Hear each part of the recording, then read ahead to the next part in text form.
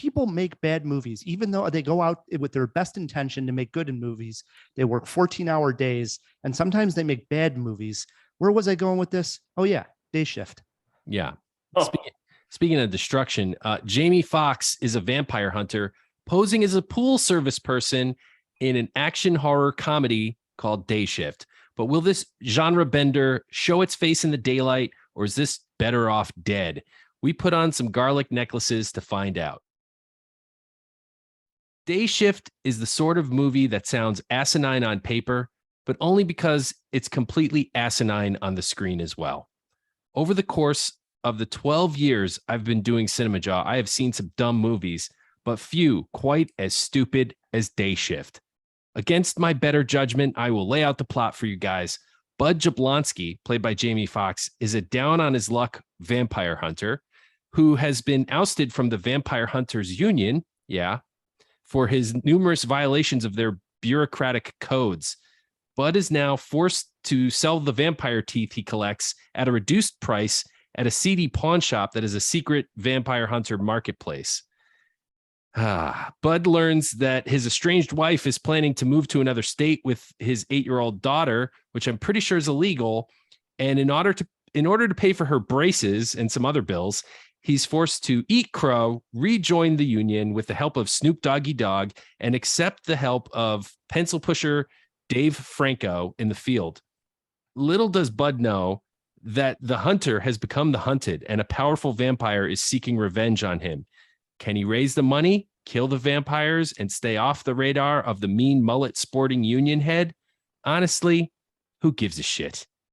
Day Shift is an absolute mess that is so far beneath the talents of Jamie Foxx that one wonders if he had some sort of ticking clock bill that he needed to raise money quick for. It sets up its own rules only to break them at every turn. Vampire abilities and weaknesses are inconsistent at best, and power levels vary from scene to scene. Some can go out in the day, it seems. Is that a plot point that is explored? No. There's also seems to be a bubbling vampire war between the old ways and the new ways. Is that explored? No.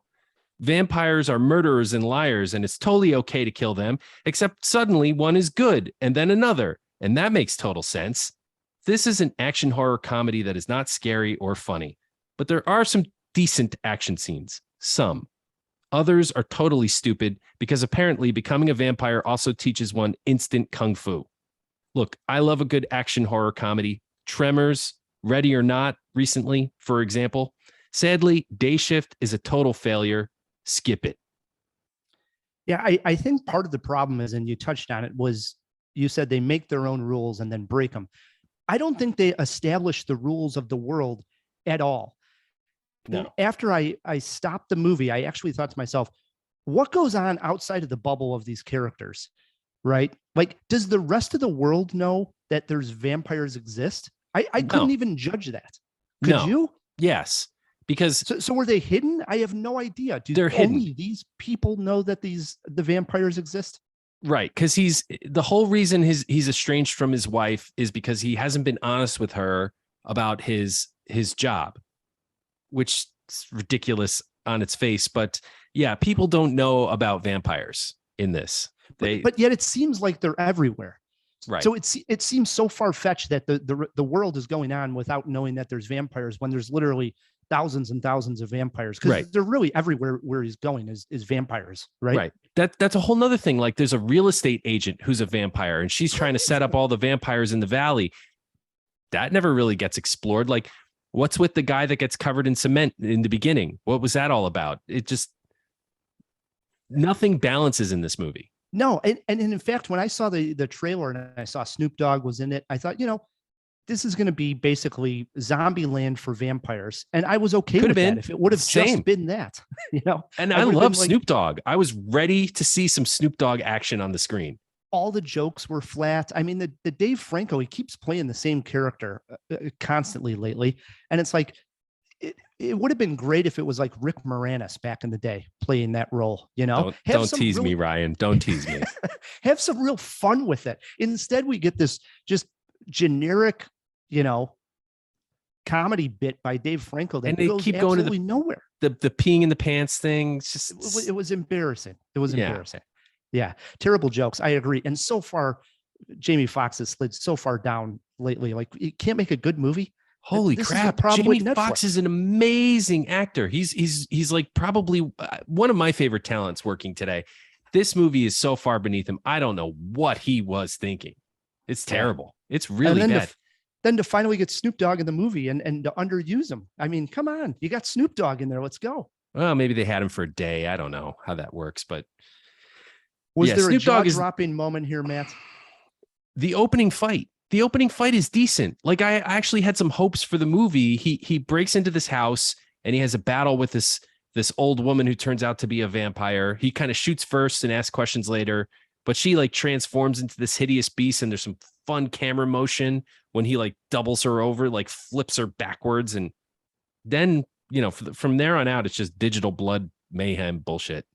I agree. I also wrote down the opening scene. I thought that sort of grabbed me, but I would actually say that slow motion where the camera is turning felt very Matrix-esque.